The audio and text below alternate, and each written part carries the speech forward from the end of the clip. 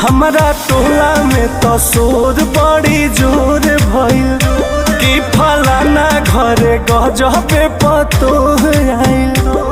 आ पापा कहस हमर तब